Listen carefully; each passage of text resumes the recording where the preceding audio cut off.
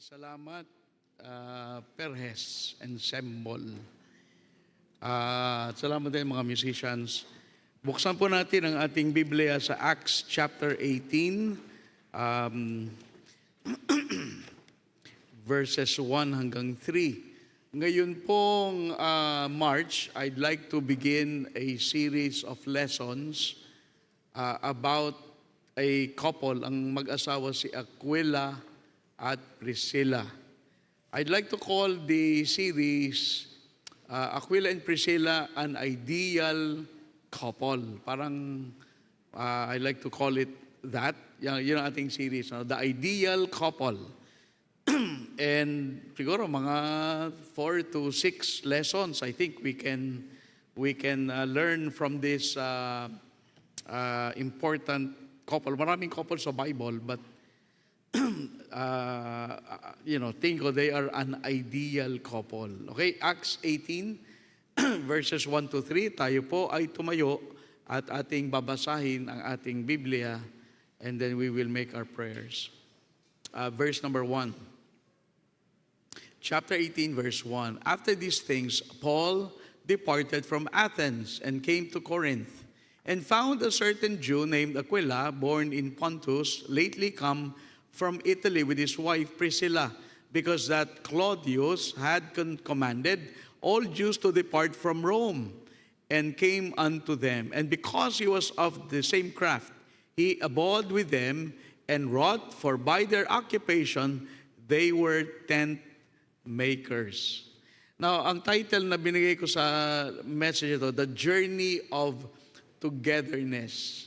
The Journey of Togetherness. We'll explore the marriage relationship of Aquila and Priscilla. Hopefully, we can learn from their example. Ano po? Typing manalangin. Lord, ikaw po ang lumika ng kasal, at ito po ay iyong patuloy na ine-encourage for people who wants to get married, that they be wed. We pray, Lord, that you will help us in this month of March and April learn about the marriage relationship and how that relationship should work. Ikaw po ang nakaalam ng present status ng mga relasyon sa church na ito. And we pray na anuman po ang bagay na makakatulong, I pray that you will guide me to talk about those things which will benefit our people. And pagpalain mo po ang series na ito, na kami po ay marami nga pong matutunan. Ganon din po mga kabataan, that they also might learn from their example. And thank you, Lord, for giving us the scriptures to study and learn and share, para ito po ay maging katagumpayan po ng bawat isa. Ito po ang aming samot dalangin sa pangalan ni Jesus. Amen. Salamat po. You may be seated. Now, from the beginning, God created marriage to be a relationship. No? Kaya yan, togetherness. Di ba? Pag togetherness, magkasama. And that's the intention of God. Na in the marriage relationship, there has to be a togetherness. Togetherness in spirituality, in intimacy, in integrity. Going back to Genesis chapter 2, pagbalik natin sa Genesis chapter 2, for instance, verse 21. Wait. 21, okay. And the Lord God caused a deep sleep to fall upon Adam, and he slept. And he took one of his ribs and closed up the flesh instead thereof, and the rib which the Lord God had taken from man made he a woman, and brought her unto the man. And Adam said, This is now bone of my bones and flesh of my flesh. She shall be called woman, because she was taken out of man. Therefore shall a man leave his father and his mother, and shall cleave unto his wife, and they shall be one flesh.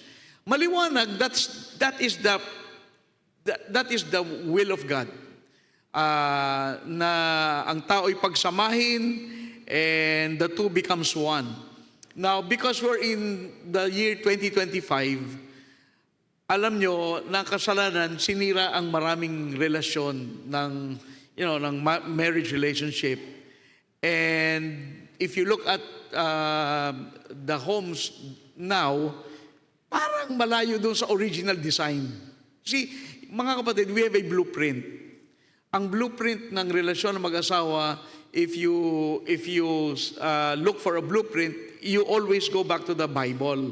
But because of sin and because of sari-sari infidelity, etc., hindi na natin makita yung design. And so, we need to go back to the Bible. And go back to the Bible, to God's original pattern. Ano bang pattern ng mag-asawa? So, kailangan bumalik tayo dyan. Now, marriage is holy. And the reason it is holy is because of what it reflects. It reflects the relationship of Christ to His church. Alam niyo naman tayo church, tayo ay katawan. At ang ating head ay si Jesus Christ. Now, merong pattern may pattern. So this marriage relationship should be based on Christ and the church. Now, ang isang matibay na marriage must always be built upon Bible principles. Kaya nga mga kapatid, parating balik sa Bible. Pag may problema, balik sa Bible. What does the Bible say? So we go back to the Bible to find the original design. You do not go back to your emotions. You don't go back to your experiences. You don't go back to a lot of these things because these are changeable. Dapat maghanap ka ng padron. Pag nagtatahi ka, may padron, may pattern. The pattern should not change.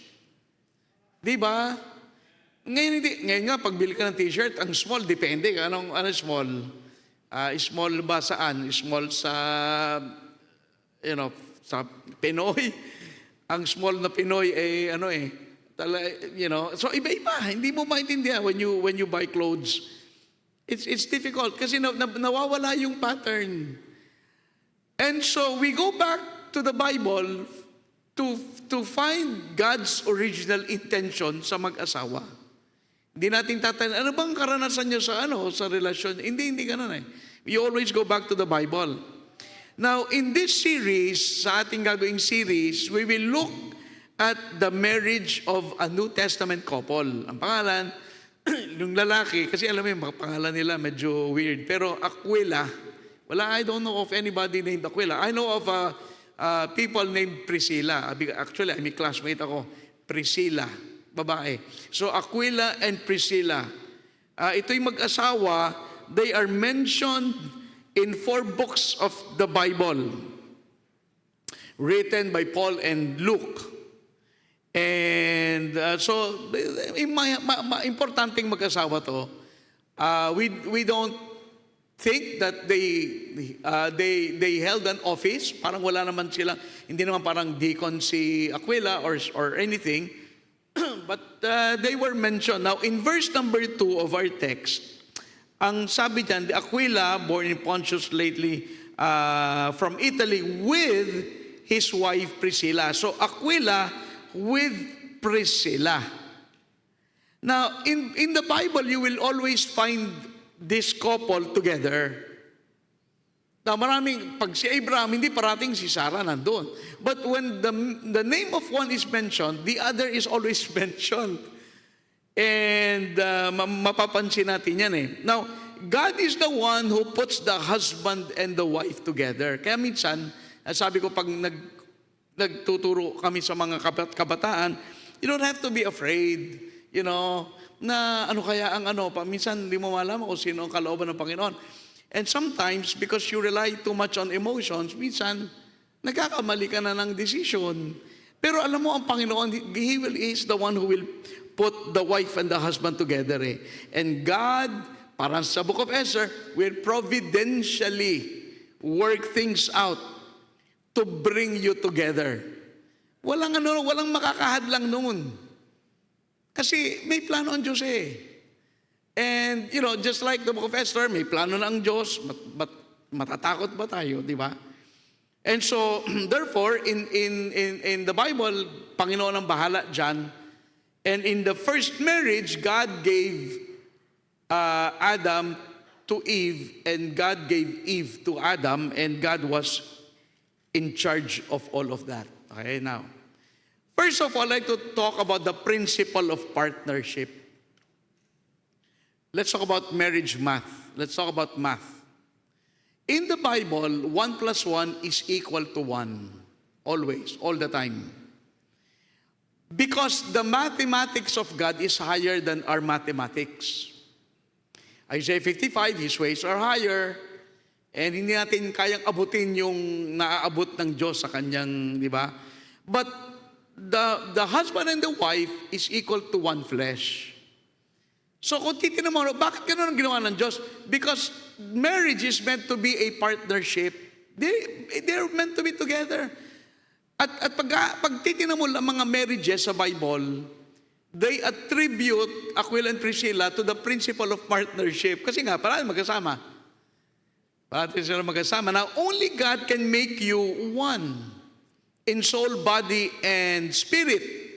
Sa Ephesians 5:31, ang sabi doon, Ephesians 5:31, sabi, for this cause shall a man leave his father and mother, and shall be joined unto his wife, and they two shall be one flesh. Now, kanina, Old Testament, dyan is 2. Ngayon naman, Ephesians chapter 5. Same thing. The two becomes one. And that's how God thinks of marriage. Iisa lang yan. Diba?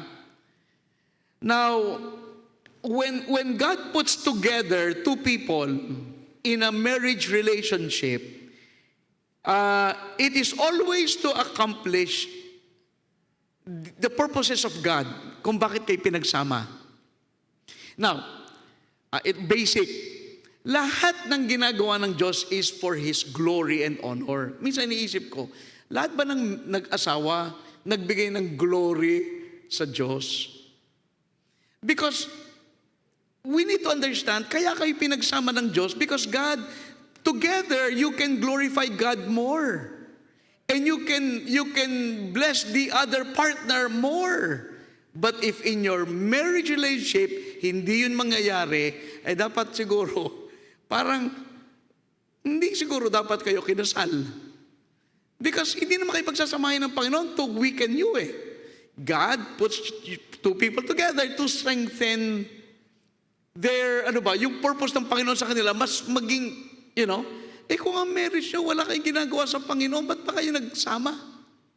Dapat mapalakas natin ang glory ng Diyos at yung sa isa't isa na ikaw ay makapagpalakas doon sa kabila. At vice versa. And so, in marriage, parating pagsasamahin ng Diyos ang dalawa. Now, Aquila and Priscilla, again, like I said, they are always together in the scriptures 6 times that they were mentioned. Believe it or not, always together. Now, let's look at all of them. Acts 18, verse 2. Nakita natin dito, named Aquila, born in Pontus lately from Italy with his wife Priscilla. Now in chapter 18, look at verse 18. Doon tayo sa dulo sa ilalim. And with him, Priscilla and Aquila, having shorn his head. Look at chapter 18, verse 26. Whom when Aquila and Priscilla had heard. Okay, punta naman tayo sa Romans 16:3. Romans chapter 16, verse 3. Greet Priscilla and Aquila, my helpers in Christ. Okay? Now, and then go to 1 Corinthians 16, verse number 19.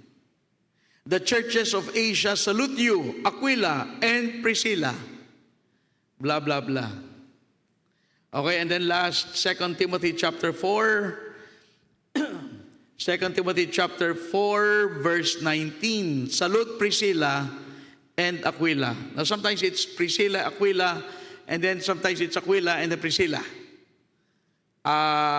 Now, ano nga yung sinasabi ng Panginoon?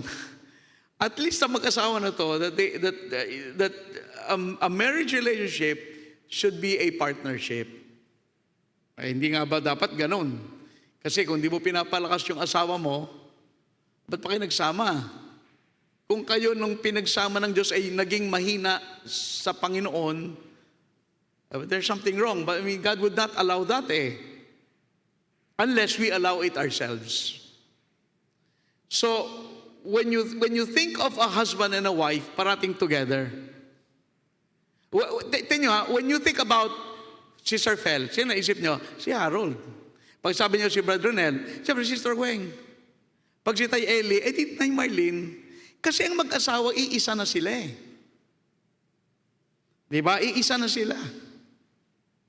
They are not two. They are now one flesh.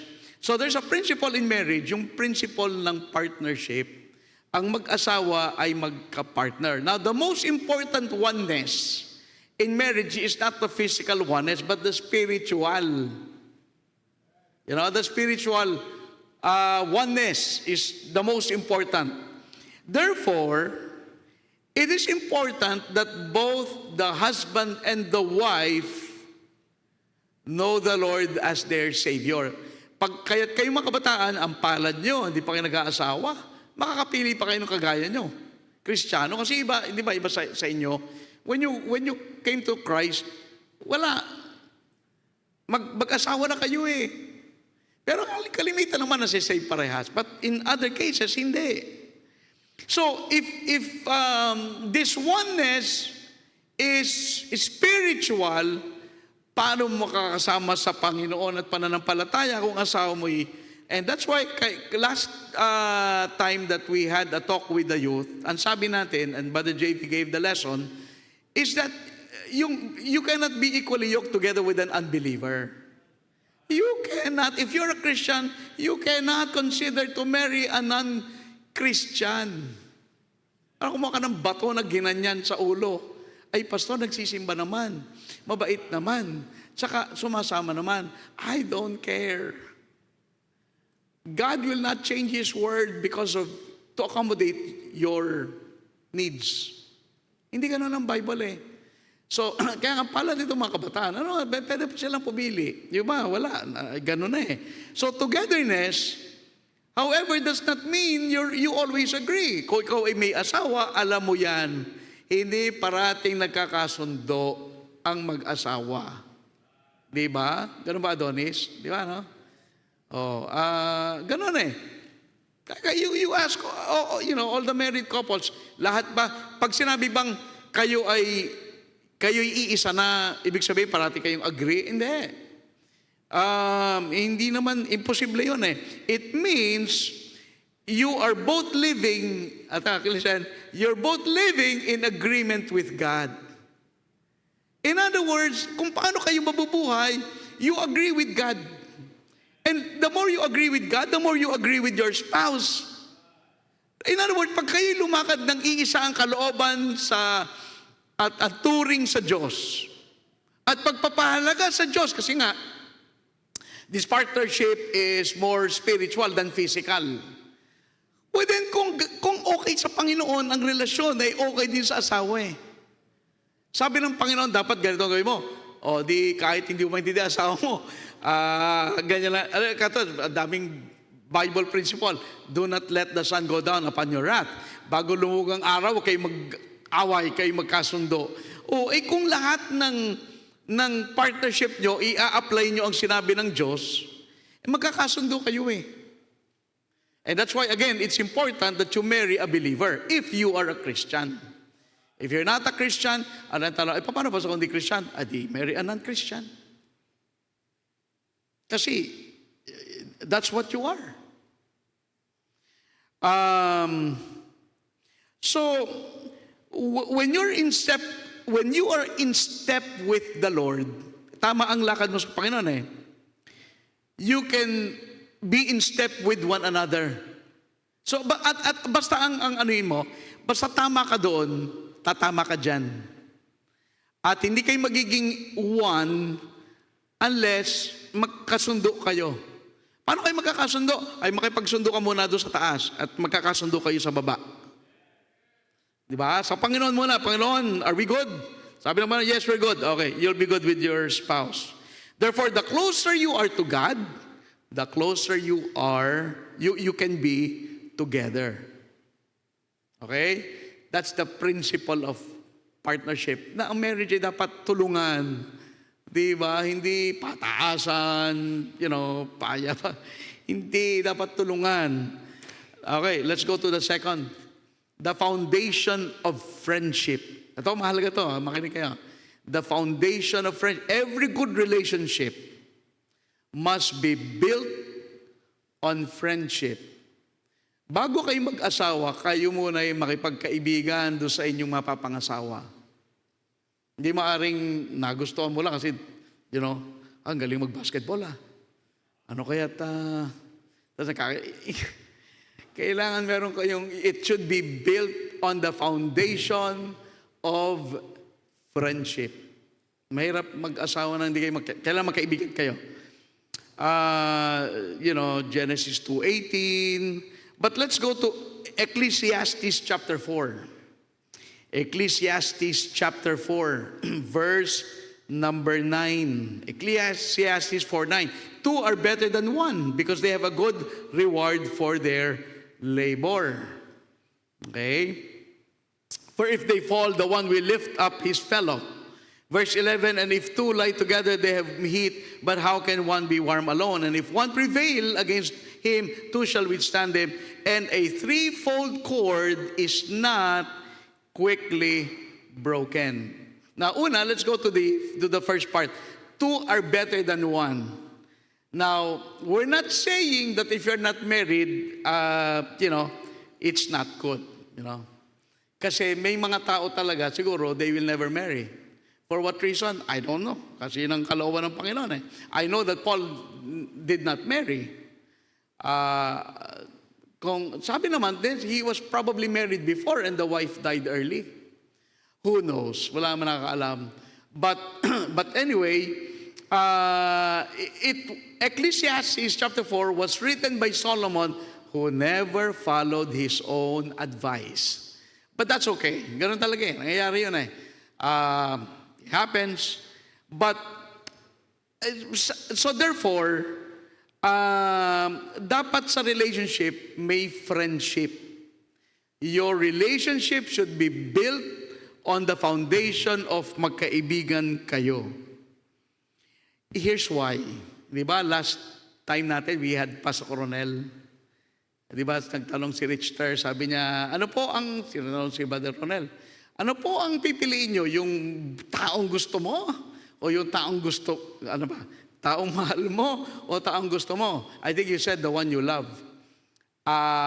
If you ask me, it's the one you like. I'm not saying mali yung sagot nyo, I'm just giving you my opinion. Opinion lang naman yan Love changes kasi. Bakit? Because love is a feeling. It does change. But friendship grows and grows and grows. You do not want to bank on your relationship ayon sa damdamin na pabago-bago. Hindi naman yung unang nagustuhan mo na pangasawa mo Hindi, are you not happy na hindi kayo nagkatuluyan ng unang mo nagustuhan? That's love That's, the feeling kasi is nagbabago Alam niyo naman, Jeremiah 79, the heart is deceitful above all things and desperately wicked. Who can know it? Hindi natin masabi ang damdamin.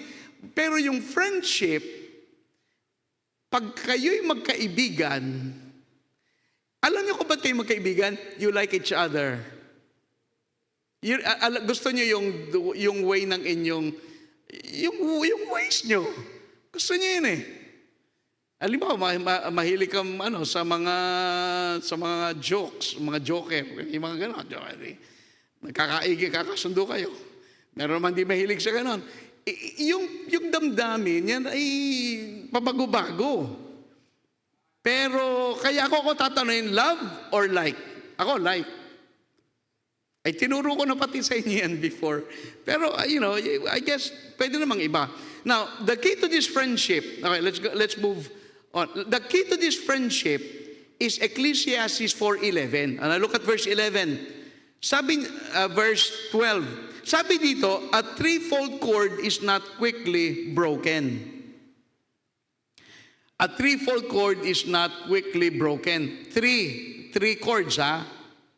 So in marriage, you start with one person alone, going to two people together, to three-fold cord. Who is the third? It's the Lord. Your friendship should be built on the Lord. Kasi pagkasama mo, di ba ang tali, matibay talaga, no? Dalawa nga matibay na eh. Pag isa, hindi. Pag dalawa matibay. Pero pag tatlo, ba talagang matibay. And the third element is the Lord. The Lord brings the true strength to any marriage. Kaya pag ang friendship, dapat parating kasama ang Panginoon doon sa relationship ng friendship. Kasi Panginoon na Panginoon talaga nag-arrange niyan lahat. Believe me. Now, when you go to Songs, di ba, Ecclesiastes, the next book is Songs of Solomon. If you look at Songs 5:16, tingnan nyo, 5:16, basahin ko sa ilalim. This is my beloved, and this is my friend. This is my beloved, this is my friend.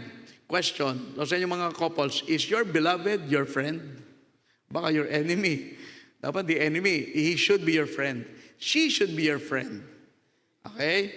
At ang marriage dapat nasa pundasyon ng kayo ay magkaibigan, nagkakasundo, masaya. Ang ano mo magkakaibigan, masaya. Wala yung di ba? Wala. Yan tama yung mga ka-reunion nyo. Pag nakikita ng mga high school classmates, ang sasaya nyo. Para bagang talagang walang umay sa kwentuhan. Ganon dapat ang marriage. Na kayo ay nagkakasundo eh. Now, so therefore, I'd like to say this. You need to cultivate your friendship with your spouse. Kayong mga couples, dapat i-cultivate. Now, punta muna tayo doon sa hindi married. If you are starting a relationship, kasi career ka na di ba? Career ka na. You need to cultivate a deep friendship. Kasi kailangan din malaman mo Sino ba ito? Ay, mapapangasawa. Okay ba ito? Kailangan medyo makilala mo at hindi lang basta pang ibabaw. Kasi pang ibabaw, bulahan yung ibabaw Yan ay parang, papormahan, Pero ano ba talaga? Kasi kung kailangan gusto mo malaman. Now, if you cannot trust this person, well, you should not marry this person. If you cannot share with this person, you should not marry this person. If you cannot sharpen this person, kasi ang marriage nyo kasi, built on friendship, partnership. But if in this partnership, parang negosyo yan, if you cannot trust the other investors, you better pull out. Kasi baka malugi ka. Baka pagising mo isang umaga, wala ka ng business, di ba? So, itong relationship, itong friendship relationship, ay dapat kinocultivate. Kaya nga, sabi natin, dapat yung may level kayo ng friendship where you can trust each other and share with one another. Because kung iaasa mo lang sa nararamdaman mo, again, you go back to Jeremiah 17 verse 9. That the heart is deceitful and desperately wicked. Do not be led by your emotions, mga kabataan, sa pagpili. Kasi kung ang pagbabataan mo yung damdamin mo ay hindi divine, for instance, divine confirmation. Maliwanag, unsaved, Christian ka, unsaved. If you rely on your emotions, pero the Bible says, 2 Corinthians chapter 6, you go with the Bible. So do not be led, kasi nakipag-friendship ka, di ba? Do not be led by your emotions more than spiritual counsel. May counseling yan Pag nagpa-counsel ka sa pastor mo, sa magulang mo, meron yung sasabihin, dapat ganito. Ay, hindi, mahal ko eh. Yan ang problema. So you better you figure it out. Now, if you are married, you need to deepen your friendship nga. And your husband, listen, your husband or wife should be your very best friend. You are best friends with your spouse to the level that you can open to your spouse na you don't feel na parang ikaw ay mapapahiya o ikaw ay mapapasama. Ganon yung level ng friendship nyo eh. Dapat, pag ikaw ay married, dapat ma-achieve nyo yan. And how do you paano kayo maging best friend? Ay di ikaw, you be a good friend. You be the best friend sa iyong best friend and she will become the best friend to you. In other words, ipangunahan mo kasi, ikaw maging mabuting friend sa asawa mo para maging ganon din siya sa'yo. And serve the Lord. This togetherness, dapat kung pinagsama kayo ng Panginoon, maglingkod kayo magkasama sa Panginoon. Bakit ba naman hindi kayo parehas na sa choir? Kung kayo magbibisita, dapat hindi parehas na kayong dalawa. Kasi togetherness to eh. Ang marriage ay parating magkasama. Why don't you attend together? Why don't you serve the Lord together? Why don't you pray together? Why don't you read your Bible together? Win souls together? Kasi, di ba, that's the essence of being a Christian in a friendship relationship as married people. Okay? So, una, tandaan, ang mag-asawa ay magkasama. You are supposed to be one flesh, at as one flesh, dapat tinatandaan na especially yung spiritual oneness dapat nandun. Dapat meron yung closeness. No, hindi lang 'yon. Build it on the foundation of friendship na kayo'y talagang you like each other talaga. So kahit anong mangyari, you just like parang you like the humor of the other person, you like the way she thinks, the way she lives, the way she lahat dapat yan ay pagka ganyan ay magkakatagalan kayo niyan. Okay, and number 3 and last, the constructive communication. The constructive communication. You must cultivate constructive communication. Now, so in other words, dapat ang mag-asawa nag-uusap. Okay? Now, let me increase it to another level. Do you talk about spiritual matters with your spouse?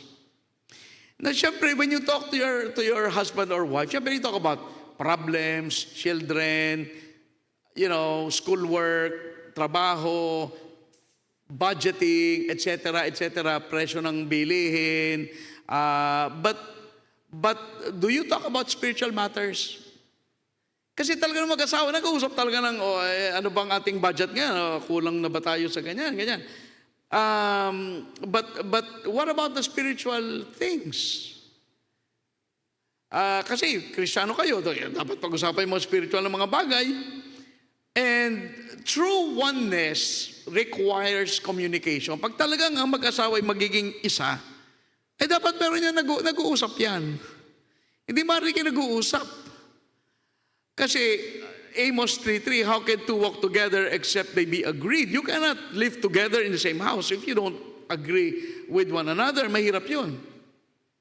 Now, how do you, how do you start a conversation? Alam niyo, pag-usapan niyo kasi yung mga spiritual na mga bagay. For instance, talk about how you came to know Christ. Napapag-usapan niyo ba yan? Paano kayo naligtas? Why don't you share about your prayer request? Why don't you share about your spiritual goals to your spouse? Why don't you pray for the things that God showed you in the Bible to your husband? Alam mo, asawa, pinakita ng Panginoon sa akin itong mga bagay na ganito. Do you talk about that? You should. Siguro, give a prayer request to your wife. Or tell your husband some answered prayers. At least, di ba? May mga ganun eh. Now, like I said, in six different times, Aquila and Priscilla was mentioned in the Bible. Now, 4 out of 6, it was wife, husband, 4 times. And only 2 times, husband and wife. It's always, usually Priscilla and Aquila. Priscilla, Aquila, Priscilla, and then Aquila, Priscilla, dadalawa. Now, I don't know why ganon yon. I do not necessarily think Aquila was not a good father or husband or leader. Meron lang talagang iba't ibang personality ang mga tao. Now, perhaps Priscilla was more of a, alam mo, may mga wife na talented talaga, na sa ministry parating kinakailangan siya sa ministry because she's just, God gave her gifts more than the husband. In other words, she is more dominant in her personality o kung ano pa man yun. But God will make us all unique. But the key is here, sa marriage relationship, the key is not to compete, but to complete. Kasi pag ang mag-asawa, nagpataasan ng sweldo, nagpataasan na, hindi kasi ganun ang marriage. Ang marriage ay hindi pagalingan. Now, lack of communication leads to problems. Problems like isolation. Alam nyo, of course, I know of instances where pag nakaaway ang mag-asawa, they don't talk to each other for months and months and months. Siguro ang tanong lang, anong ulam? That's it. Siguro ang sagot, bahala ka, meron dyan maghanap ka. Ayun. So, bukas ano kailangan bukas? Magkano ang meral ko? 300. Okay. Ito, 300. That's it. Hindi masaya yung gano'n. Pagka gano'n ang inyong conversation, hindi maganda. It leads to disconnection, lack of intimacy, misunderstanding. Now, how do you improve communication? Just a few things. Una, active listening. Yung makinig. Usually, ang husband hindi nakikinig eh. Imik yung wife, hindi ba nakikinig yung husband? Adonis. Gawang-gawa. Sige lang. Gawang-gawa. Ganon ang mga ano eh. Pero active listening. Pangalawa, choose the right time. Alam mo, sabi nila, pag meron kang gustong pag-usapan na mahalaga, after dinner na lang. Kasi pag hindi pa kumakain niya sa mainit ang ulo niyan. Alam mo, maraming lalaki kaya pa hindi pa kumakain, mainit ang ulo. Alam niyo yan, di ba? Gusto ko, kaya hintayin nyo nakakain na, ipagtimpla mo pa ng kape. Siguro, kasi, choose the right time. Walang mga distraction, walang mga maingay. Mag-usap kayo ng di ba? O ano bang prayer request mo? And then pray together. Do you pray together? You should. Sinabi ko na yan before. You should try to pray together. And then empathy and validation. Ano yan? In other words, empathy and validation, you need to, in communication, do not only take your side, take the other side. In other words, see it from the point of view of your wife. Ang tinitingnan mo lang point of view, yung sarili mo eh. Dapat ganito gawin natin. Sabi ng wife, hindi, pala ko dapat, hindi, mali yan. Mali ka, tama ito. Yung empathy, you need to look at the other, di ba, opinion. Kasi pag hindi, alam mo, communication, pagka parating, ikaw lang magaling, ikaw lang tama, ikaw lang masusunod, it doesn't go a long way. Okay, and then last, be open and honest. Of course. You should be honest. Alam mo, pag ang asawa mo na, kasi ganito pag minsan na, teka, sinungaling itong asawa ko. Sabi na, mawala ka ng tiwala. Paano yan? You have to be honest. Share your thoughts and feelings even if it is difficult. Okay? So these are the things that we learn from, meron pa tayong ibang matututunan because may problema din yung mag-asawa. Sila ay, parang para silang taga-Gaza. Sila ay tumakbo sila ng Corinth from Italy because they are being persecuted. And so we will study about what if there is a trouble in the marriage. We'll talk about that. But sa una, nakita natin that the marriage relationship is a partnership. You need to do it together at magsimula kayo sa bilang magkaibigan at dapat sa marriage meron dapat conversation. Dapat nag-uusap. Hindi yung hindi kayo nag-uusap kasi magkagalit kayo. 6 na buwan na, hindi pa rin kayo nag-uusap, kundi ano lang, hello lang. That's not good. You will kill the marriage. So don't do that. Okay? So hopefully you learned a few things. Kahit yung mga YP, hopefully you learned some things. Let us all stand. Tumayo tayong lahat. And we will close in prayer. Tumayo tayong lahat. At ating ipanalangin ang ating mga pangailangan. Let's pray. Lord, we ask that you will bless this message. It is a reminder to all of us that marriage is a choice, that married people needs to choose. They need to choose to communicate. They need to choose to participate. They need to choose to talk and be honest. Panginoon, ikaw po nakaalam ng mga marriages sa aming church na ito.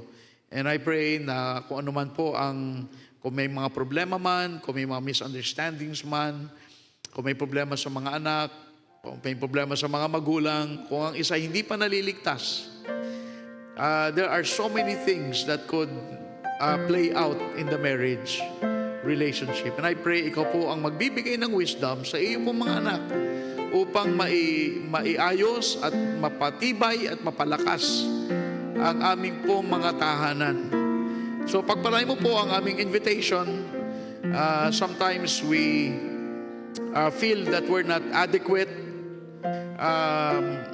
But we know, Lord, that with you as part of the relationship, a threefold cord is not easily broken. And so I pray na kung meron sa amin dito na hindi pa ng mga naligtas, tulungan mo po na makilala nila si Kristo na yung anak upang ang relasyon ng mag-asawa ay maging isang tunay na espiritual na relasyon. Kaya, Panginoon, ganun din po ang mga kabataan, gabayin mo po ang mga ito, that they will make good choices. Because marriage relationship is a lifetime na mga bagay. Hindi ito nagwawakas ng mabilis na panahon.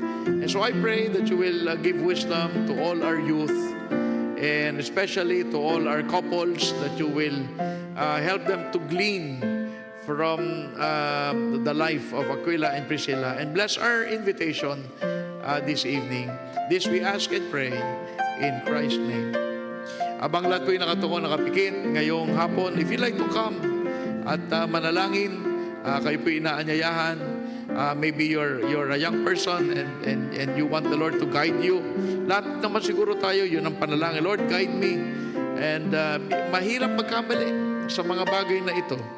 And so, you come and ask the Lord's blessing upon your home, upon your children, upon your personal decisions sa iyong buhay, upang maging wasto ang iyong mga bagay na gagawin. And so, this evening, you are invited to come and pray. Alam po, hindi mawawalan po ng problema sa buhay na mag-asawa. And maybe some of you are going through trials right now. Hindi po yan mawawala eh. You just have to go back to the Bible and maybe talk to a counselor, talk to a pastor, and see what suggestions that they can give to you. Pero alam mo po, wala eh. Lahat ng marriage, kakaproblema. Wala pa po mag-asawa na hindi nag-away at nagtalo. At pag nangyari yan, we go back to the Bible and we ask the Lord to help us. Pero, mga kabataan, meron tayong Biblia. However you do your decisions, always consult the Scriptures. Parating balik sa Bible para tayo po ay magabayan ng Diyos sa ating mga gagawing hakbang tungo sa pag-aasawa. Okay? Habang lahat po'y nakatungo, nakapikit, patuloy po tayo manalangin.